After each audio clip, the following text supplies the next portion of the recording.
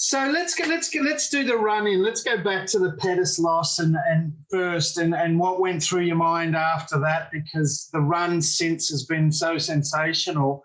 What did you do? How did you recalibrate? Well, getting knocked out has always been a fear of mine since day one. So I've been fighting at age 15 years old.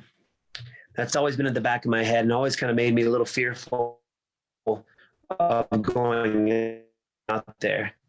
And so was losing. And it was funny because once this has all happened, now I felt like I could fight freely because it's not bad. Losing's not that bad. Getting knocked out wasn't that bad. I don't remember anything, but I wasn't that bad. I remember, waking up in the back and not having a headache. I was great. Got a CAT scans. Everything was normal. Took some time off, but I feel like I can fight a little more freely now and without having to worry because I know what it feels like to do both. Wow, and that's been the hallmark of your last two fights, this sense of absolute freedom, right? You've come in there, you've looked like it's just thrilled to be there and everything's clicking. Yes, 100%, I feel a lot better. My mindset's different after all those as well. In my earlier days of my UFC career, the title was kind of what motivated me. But now, that I've got more experience, more knowledge, and the older I get, it's not about the title. It's just about, I would say, improving myself as a martial artist, physically, mentally, emotionally. And I think with that mindset, I think the title will come.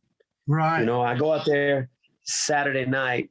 What losing doesn't scare me. It's the fact that I'm not performing to the best of my ability, kind of what scares me. Right. And the age thing is all about savoring the moment, right?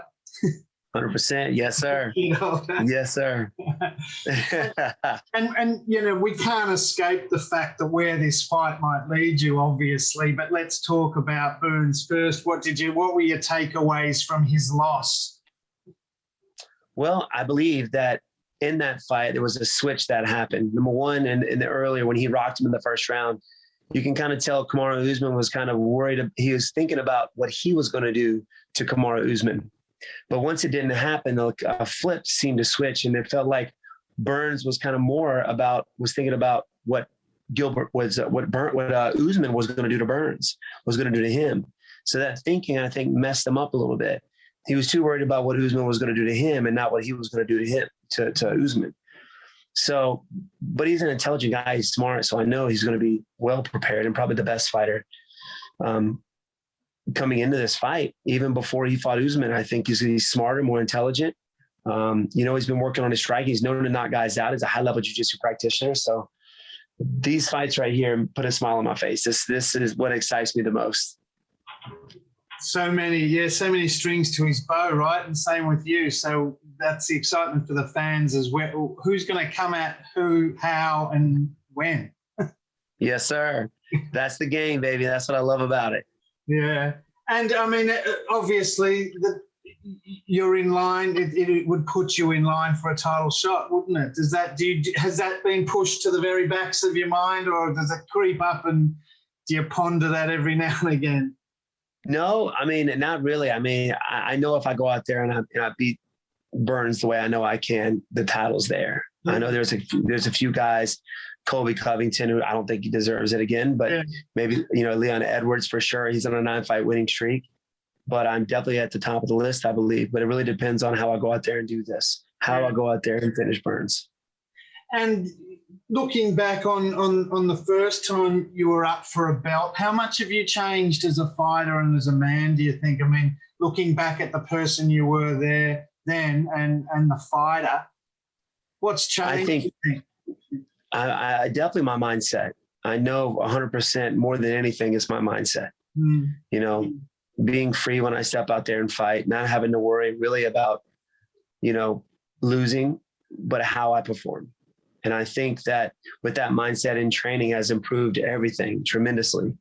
My jiu-jitsu, my wrestling, my striking, my cardio is on point. So I know that I can go 3-5 minute rounds, just a gruelingest round. Those are the kind of fights that I prepare for. I don't look for a knockout.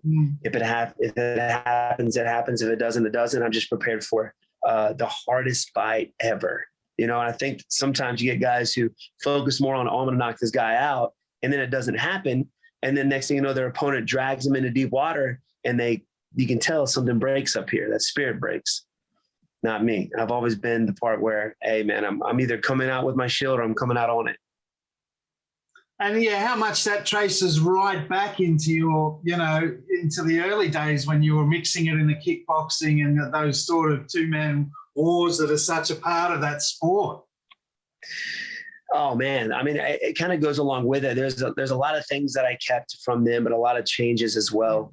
My mindset has always been the same, right? Working hard, pushing myself. And this is something that I've learned training with champions such as, George St. Pierre, Chris Weidman, Rashad Evans, Nate Marquardt, Anderson Silva, Lyoto Machida. All these guys have that mindset. And I consider myself an observant person. So I try and pull something from each fighter. And that was the biggest thing, is their spirit, is their fighting spirit. How whenever they go out there, they're put in uncomfortable situations, and how you have to be comfortable with being uncomfortable. And you got to do that in training, not in the cage, but you got to do that in training. Right. Yes, man. And what's the longevity? Give me some hints about how I can get the youth back. What do you put the longevity down to? Is it just thinking about everything you consume and everything you do every day?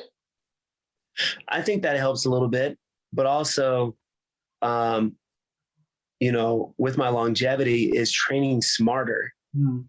Training smart. You got guys who are younger than me, but they're so fought worn, they look like they're in their 40s, and it's because they just beat the crap out of each other on a daily basis.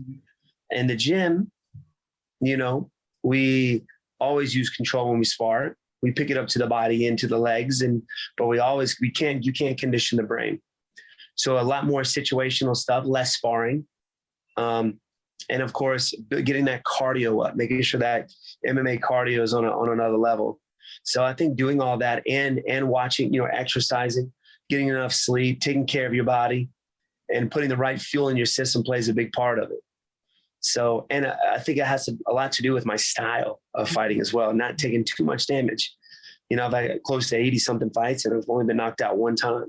So hopefully we keep it just that one time. And can he go with you if we get into the deep waters of the late rounds? Oh yeah, man. I could definitely. I know, Gilbert Burns' cardio, tends to fade off, usually in the five rounders, but he's a very explosive guy. So I feel like, you take somebody in the deep water like Burns, he will slow down. Yeah, give us a quick appraisal of how it's going to start before we let you go. Well, we don't know if Gilbert Burns is going to come out shooting for my legs or he's going to try and set it up. I got to draw that out of him. But I know it's going to be a balls to the wall fight. This guy's coming for blood, and he's an NMF. That's the thing. He's such a nice guy. It's kind of hard to say that, but he's a nice guy. We're going to do battle. It's going to be fireworks, y'all. So don't miss it. Brilliant, mate. Thanks so much for your time. Anytime, brother. Anytime. I appreciate you, man. Good stuff. Take care.